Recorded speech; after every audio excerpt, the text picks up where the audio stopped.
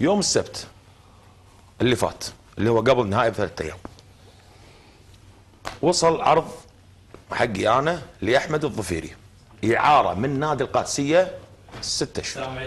السلام عليكم. حياك الله بندر، حياك الله. شو العدلي؟ تمام؟ والله يسلمون عليك. حياك الله. مساكم الله بالخير. تفضل. وصل لي العرض على تلفوني، قمت وارسلت العرض لرضا معرفي ولمحمد بنيان ولطارق المحامي اللي بنادي القادسيه اللي مسؤول عن كل الكتابات اللي تروح وترد، كل الصفقات اللي كانت قبل.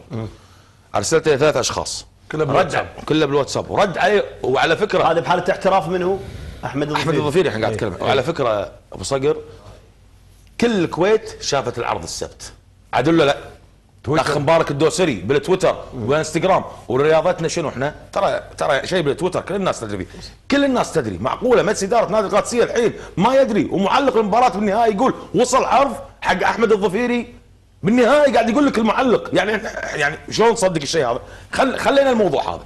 3 رد علي رضا معرفي برساله صوتيه قال لي انا برا الكويت راح اعرض الكتاب على مجلس اداره وعلى الشيخ خالد الفهد رئيس نادي القادسيه مسي عليه، قال راح اعرضهم ورساله صوتيه موجوده عندي، وقال لي يمكن ربعنا شوي على المبلغ. قلت اوكي.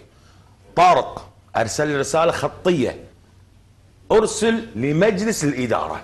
هذا طارق يعمل في النادي وهذا رضا معرفي امين سر نادي القادسيه، هذول الاثنين. محمد بنيان اتصل فيني تلفون كلمني محمد بنيان وقال لي يا عبد الله انا ادري انك تبي تطلع احمد، وانا للامانه رغبته داخليه انه يقول انا ما ودي انه يطلع بهالطريقه. قلت له يا ابو عبد الله المبلغ 150,000 تبي تاخذون؟ قال لي نبي اكيد النادي راح ياخذ. قلت له ايش ياخذ؟ خليه يطلع 6 اشهر يشد حيله والسنه الجايه اذا الله وفقه يجيك مبلغ واللي تبي انا حاضر كوكيل اسوي لك اياه الشغله هذه. تمام.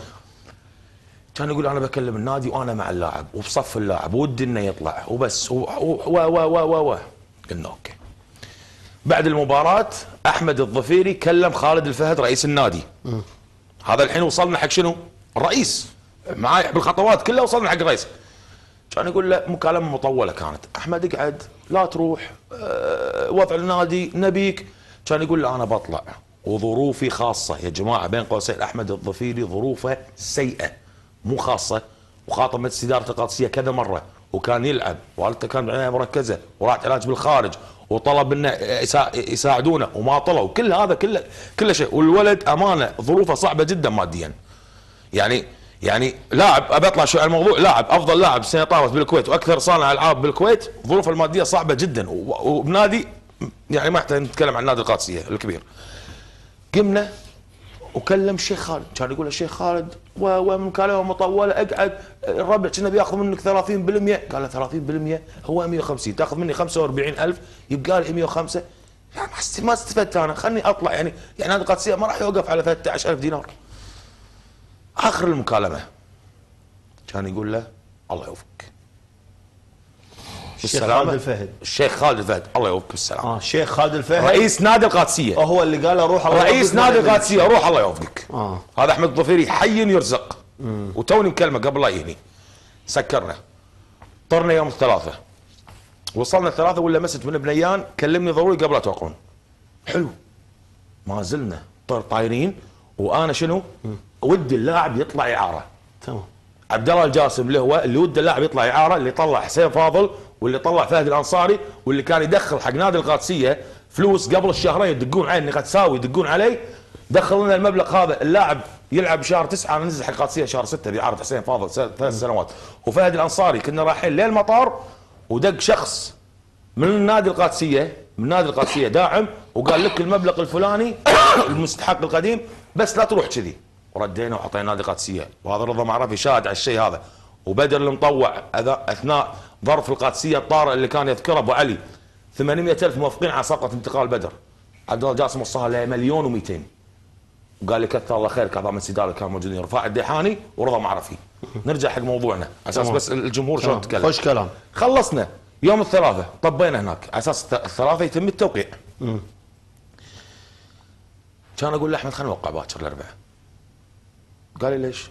طلعت لنا فكره ان ننزل من احمد ينزل كتاب او يعني 5-6 اسطر بيان. يفهم يفهم الناس ان انا موجود وما وقعت وبالساعه، ولحد الان لا تلوموني النادي القادسيه ما كلمنا نهائيا.